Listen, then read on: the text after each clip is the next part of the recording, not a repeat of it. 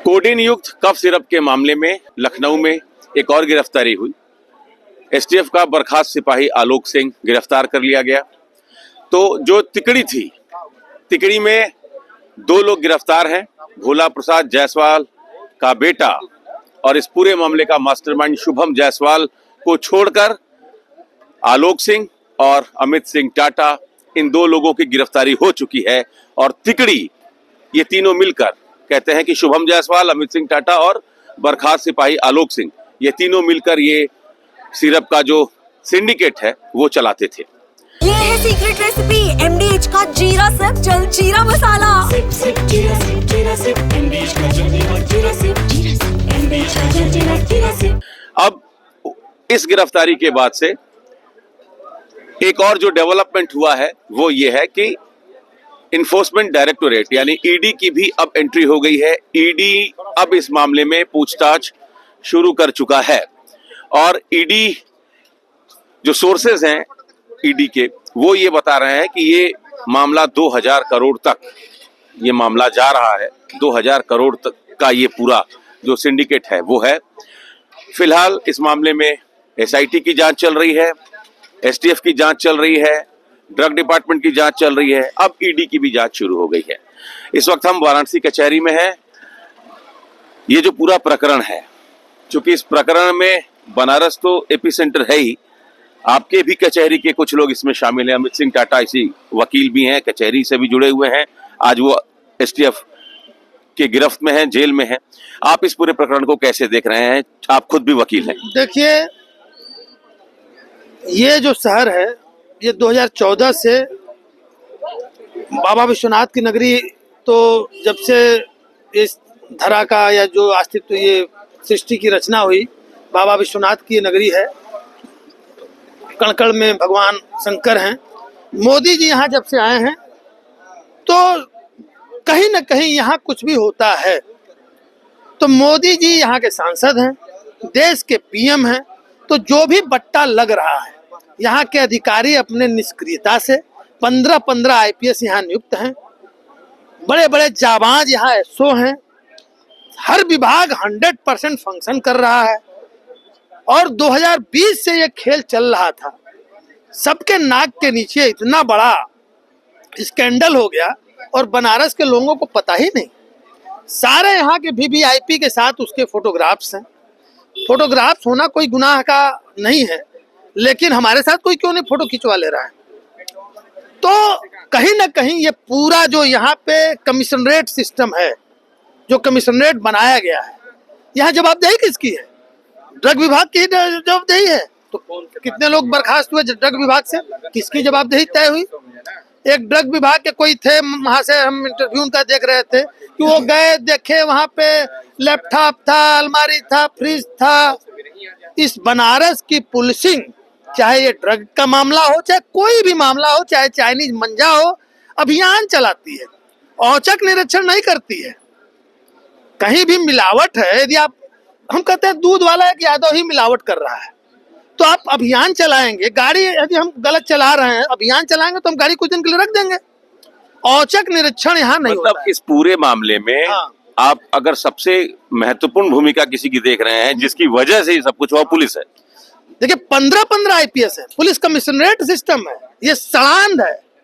ये जो सड़ांध है ना, जो एक जाई पे आमदा है पुलिस, हर मैटर में पैसा बना, स्मगलिंग हो रही है। इतने 1000 करोड़ की डंप है, डंपयार्ड की तरफ जा रहा है, किसी को नहीं मालूम है, किसी को हवा नहीं लगी। दूसरे जगह जब राजस्थान में लोग मरना शुरू हुए, एमपी में, और एक चीज और बता दें, मैं मोदी जी से, योगी जी से करबद्ध प्रार्थना कर रहा हूँ कि इन प्रकार के अपराधों को जितने दबाएंगे और बचाएंगे मुख्य आरोपितों को, उससे ज्यादा बड़े स्वरूप में ये सामने आएगा। एक इसमें आपको हम जानकारी दे दें कि अभी तक इससे मौत की कोई खबर नहीं है, फेंसाडिल पर कोई प्रतिबंध भी नहीं है, और अब जाकर कोडी युक्त कफ सिरप पर सरकार ने रोक लगाई है। अभी तक फेंसाडिल को इस तरीके की दवा मानी ही नहीं गई है कि इससे कोई मौत नहीं हुई है। देखिए, ये स्पष्ट कर दें पहले। देखिए, हम नशे की बात जरूर है, चूंकि अब इस पे क्या डॉक्टरों की, एक्सपर्ट की राय हो सकती है, लेकिन राजस्थान में कुछ बच्चे, राजस्थान मध्य प्रदेश वाली दवा अलग थी, उस कंपनी की दवा यूपी में नहीं आ रही थी। ये फेंसाडिल का मामला है, ये नशे की जानकारी जरूर मिल रही है कि नशे के तौर पर इसका इस्तेमाल होता था। हम लोग जो मीडिया के माध्यम से, अखबार के माध्यम से जान रहे हैं, मैं ये जानना चाहता हूँ पुलिस की भूमिका इसमें कैसे है? पुलिस की भूमिका ऐसे है कि यदि कहीं स्मगलिंग हो रहा है, बड़े पैमाने पे हो रहा है, तो वहाँ पुलिस का इन्वॉल्वमेंट हो जाता है। यदि कोई बिना मतलब नशे वाली चीज, क्या पुलिस में इसको नशे के रूप में मालूम नहीं था? 2020 के आसपास जब कोरोना हुआ, ये जो शुभम जायसवाल है, इसकी हैसियत लड्डू थी, जीरो। आज कोई 600,000 करोड़ 10-12 साल से इसके पास लाइसेंस है, 10-12 साल से काम कर रहा है। लेकिन ये जो स्मगलिंग जो शुरू हुई है और जो इलीगल पैसा कमाना शुरू किया है, ये इधर कोरोना के बाद से 20, 21, 22, 23, 24, 25 ये 6 साल की कुल टोटल कमाई है। 20 के पहले जो लोग उसको जानते रहे हैं और जगहों पे पलाश घाट के आसपास जो उसके अड़ोसी पड़ोसी बताते रहे, उसके पास गाड़ी रखने की जगह नहीं थी। अच्छा, तो ऐसा क्या हो गया कि 6 साल में क्या इनकम टैक्स के रडार पे उसको नहीं आना चाहिए? गाड़ियां खरीदी जा रही थी, किसके नाम से खरीदी जा रही थी, ये सब कौन जांच करे? अब ईडी की एंट्री हो गई है। क्यों भाई साहब, आप कैसे देख रहे हैं इस पूरे मामले को? इस मामला, देखिए मामला बहुत संवेदनशील है। छोटे छोटे बच्चों से जुड़ा मामला है जिनकी मृत्यु कारित हो गई एमपी में। हाँ, नहीं ये वो दवा नहीं है, ये फेंसाडिल अलग दवा है, वो अलग दवा थी। ये नशे के तौर पर इसका इस्तेमाल होता था, ये जानकारी जरूर है। नशा अपराध है। हाँ, ये बात सही है। उसका बढ़ावा देना, उसका बिजनेस करना, हाँ। इन लीगल तरीके से बिजनेस करना, विधि के विरुद्ध बिजनेस करना, ये अपने आप में अपराध है। अपराध है। और जी, मैं ये चाहता हूँ कि इसकी गहन और निष्पक्ष जांच हो, जांच चल रही है, दोषियों के खिलाफ सख्त से सख्त कार्रवाई हो। तो ये बताइए, हम उधर से हम आप खुद भी एक वकील हैं, इस पूरे मामले में 15 नवंबर को एफआईआर दर्ज होती है, एसआईटी का गठन होता है, लेकिन जो गिरफ्तारी होती है वो लखनऊ से होती है। सोनभद्र पुलिस जाकर कोलकाता एयरपोर्ट पर शुभम जायसवाल के पिता भोला प्रसाद जायसवाल की गिरफ्तारी करती है। बनारस में अभी तक कोई गिरफ्तारी नहीं हुई और बैटल ग्राउंड बनारस है, क्या कहेंगे? अब इसमें यही है कि हम लोग सीपी साहब से ये तो पूछना चाहिए कि आप भाई यहाँ के कमिश्नर हैं, अभी तक गिरफ्तारी यहाँ से आप क्यों नहीं कर पाए? इसका तो जवाब सीपी साहब दे सकते हैं, न कि यहाँ का अधिवक्ता दे पाएंगे। इसमें तो कहीं ना कहीं अधिकारियों को लापरवाही है, तभी कलकत्ता में गिरफ्तारी हो जा रहा है, लखनऊ में हो जा रहा है, बनारस के प्रशासन में कहीं ना कहीं कमी है, तभी लेट, अभी तक कुछ कार्रवाई भी मान लीजिए नहीं हुआ। तो उसमें तो हम लोग मानेंगे तो सीपी साहब को पूरा गलती है। पुलिस की भूमिका संदिग्ध है। अब इस पूरी जो घटनाक्रम चल रहा है मीडिया थ्रू, जो हम लोग को भी जानकारियां मिल रही हैं, भाई हम लोग पब्लिक हैं और पब्लिक में जो जानकारियां मीडिया के थ्रू जो मिल रहा है, न्यूज़पेपर, आप लोग के ये यूट्यूब के माध्यम से, उससे तो ये लग रहा है कि जो कार्रवाई में पुलिस अपना सक्रियता आज निभा रही है, आज दिखा रही है, उसके पहले अगर चुस्त दुरुस्त रही होती तो क्या इतना बड़ा सिंडिकेट अगर ये चल रहा था तो क्या उसके पहले इनको जानकारी नहीं थी? क्यों भाई साहब, पुलिस की भूमिका संदिग्ध है। एसआईटी जांच पुलिस ही कर रही है ना? एसटीएफ भी मतलब पुलिस ही है, लेकिन आरोप भी पुलिस पर ही लग रहा है। सोनभद्र में एक आईपीएस हमें लग रहा है वहां पर एसएसपी या एसपी होंगे।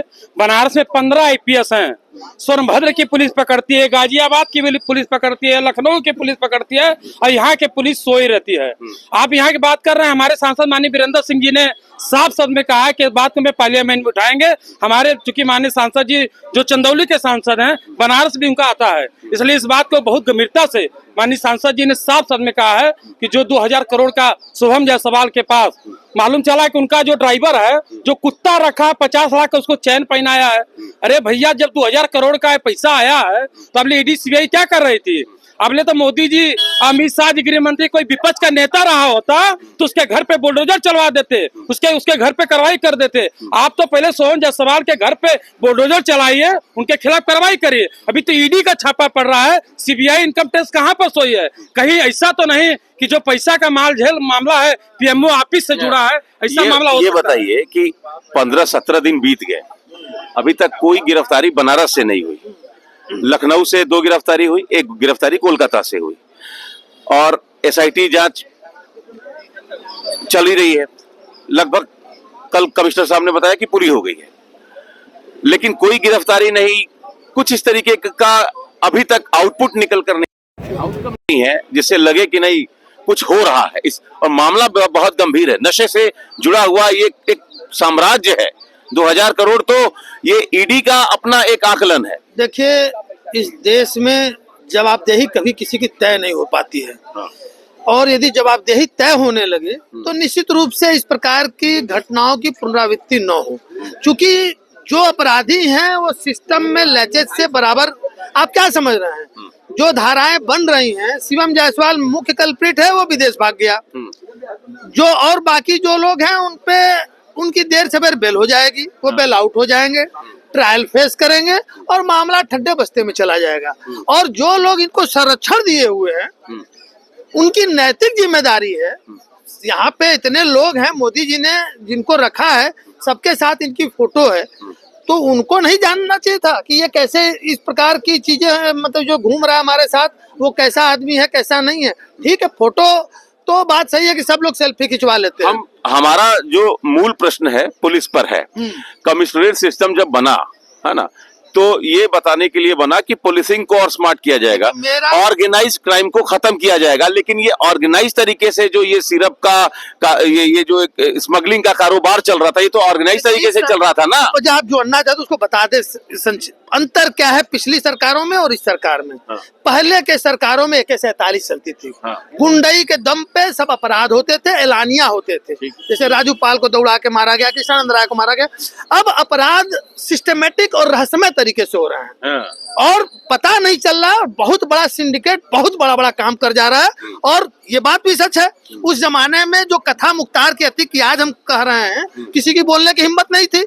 अब ये जो सिस्टम चल रहा है, ये जो अपराध का दौर चल रहा है, इसमें जो लोग इन्वॉल्व हैं, भाई कौन बोलने जाएगा, किसको गोली खानी है और रहस्यमय ढंग से किसको रेला जाना है। ये रहस्यमय दौर चल रहा है, रहस्यमय दौर चल रहा है। सब कुछ रहस्य में, एक तरीके से हर चीज रहस्य में है।